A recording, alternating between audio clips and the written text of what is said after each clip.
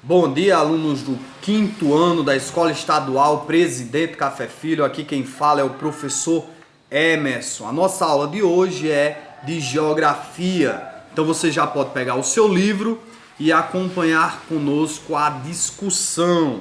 Na aula passada nós iniciamos falando sobre a questão da população e fizemos um passeio descrevendo mais ou menos a distribuição da população e os maiores países do mundo. Hoje nós vamos orientar a nossa discussão para a população brasileira. Então você deve abrir o seu livro na página 59.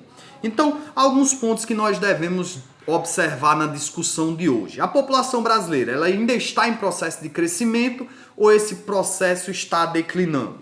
Para responder essa pergunta é muito simples. O número de habitantes no Brasil tem crescido ou tem diminuído? Morre mais gente do que nasce mais gente?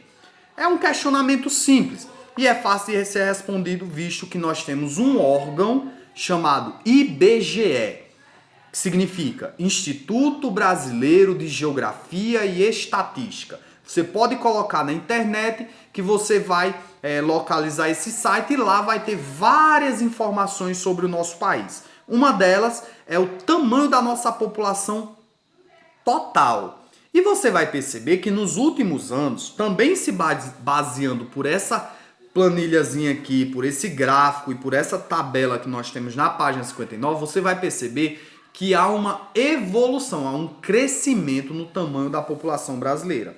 Mas eu quero chamar a atenção de vocês para o período que corresponde entre a década de 1940, até os anos 80, 1980. Nós tivemos um salto de 40 anos e a população brasileira mais do que dobrou. Pulou de 41 milhões de habitantes para 119 milhões de habitantes.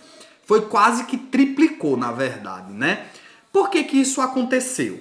Então vamos observar aqui dois pontos que estão elucidados aí na página 59. Primeiro é que há um número maior de pessoas que nascem em relação ao número de pessoas que morrem. No caso, crianças, né? Os bebês. Então, nós temos aí a taxa de natalidade, que é o número de nascidos, e a taxa de mortalidade. O que acontece? Com o avanço da medicina, a taxa de mortalidade vem diminuindo. Então, é cada vez mais raro você ouvir que uma criança ela morreu assim que nasceu. É bem raro. Em compensação, com a diminuição da taxa de mortalidade, fez com que o número de nascidos permanecessem nascidos e fossem crescendo gradativamente. Então, a taxa de natalidade, que é o número de crianças nascidas, cresceu bastante. Outro fator que contribuiu que a nossa população entre a década de 40 e a década de 80 quase que triplicasse foi a quantidade de imigrantes que nós recebemos no nosso país. Mas se você observar, a curva de crescimento vem diminuindo dos últimos anos para cá, por dois motivos. Primeiro, porque nós já não recebemos mais tantos imigrantes. Naquela época havia uma necessidade de mão de obra trabalhadora. Ainda era recente o fim da escravidão, então ainda se havia uma necessidade muito significativa de pessoas virem para o Brasil, né, do Brasil receber imigrantes. Um outro dado interessante é que o número de crianças nascidas também tem diminuído. Já existe, não por todas as famílias, é óbvio, mas já existe uma consciência de que não se deve ter filho de forma indiscriminada, porque para ter filho é necessário ter pelo menos a condição básica de educar aquela criança, de alimentar, de vestir. Então, nós estamos em um processo de evolução. É bem verdade que não são todas as famílias que alcançaram, né, esse entendimento e ainda tem muitos filhos. Mas aí você observa que as pessoas que têm o maior número de filhos geralmente possuem um nível de entendimento, um nível de escolaridade menor, certo? E aí, com esse conhecimento menor, ela acaba se precavendo menos, não usa as medidas anticoncepcionais corretas e acabam por engravidar. Um outro ponto que vocês devem observar, já na página 60, é a questão da distribuição da nossa população. Quem são, né, os habitantes do Brasil? São crianças, são jovens, são idosos? Né? Quem são essas pessoas? A página 60 está trazendo. Então, a população brasileira possui cerca de 11% de idosos. E os idosos aqui são aqueles que possuem mais de 60 anos de idade.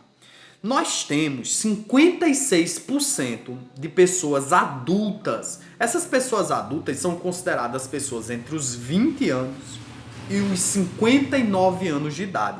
Então observe que o maior percentual de pessoas do Brasil são de pessoas adultas. E os jovens e crianças, no caso, correspondem a 33% da população brasileira. E aí são as pessoas de 19 anos para baixo. Observe que essa distribuição ela não é equivalente. Existem menos idosos, mais adultos e jovens e crianças vêm em segundo plano. Mas observe que esses adultos, esses 56%, vão se tornar idosos. O que nos mostra e nos leva a uma reflexão que a nossa população, daqui a alguns anos, vai ser uma população que vai ter um percentual grande de idosos. Isso é um problema? Não, desde que nós tenhamos medidas públicas para que esses idosos não venham sofrer com falta de atividade diária, que eles precisam estar ocupados, eles precisam de lazer, falta de de saúde, de qualidade, visto que as pessoas mais idosas têm uma carência maior de espaços de saúde também para atender as suas necessidades. Então, você observa que para cada grupo vai existir uma necessidade diferente. Os idosos têm essa necessidade. Os adultos têm a necessidade de trabalho, né? Os jovens e as crianças, além da questão da saúde, que isso corresponde a todos, né?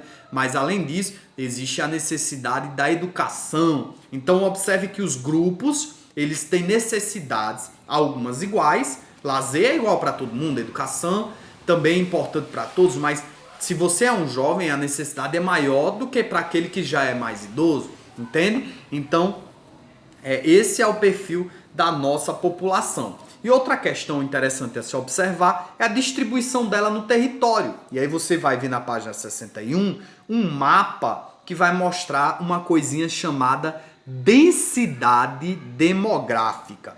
Vai estar lá no terceiro parágrafo da página 61. A densidade demográfica nada mais é do que o número de pessoas por quilômetro quadrado.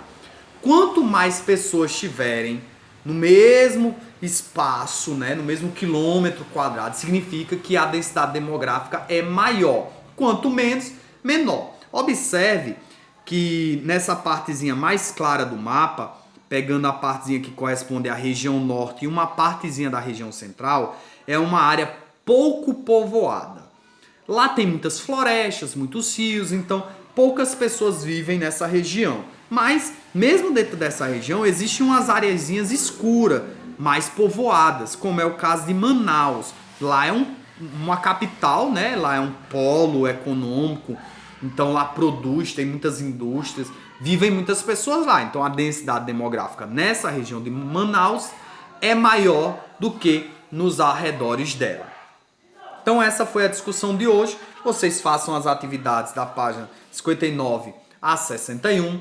Observem a descrição do vídeo. O professor Gessian vai colocar um link que vai guiar vocês para algumas perguntas que vocês devem responder. Certo? Nós estamos com uma certa dificuldade em ter o feedback de vocês através dos comentários, já que vocês não estão comentando. Então, vamos fazer essas perguntas. Quando você for guiado para esse link, você vai preencher lá os dados que vão ser solicitados e nós vamos saber quem é que está fazendo as atividades, tá bom? Então façam para que tudo dê certo. Boa sorte e que fiquem com Deus. Tchau, tchau e até a próxima aula.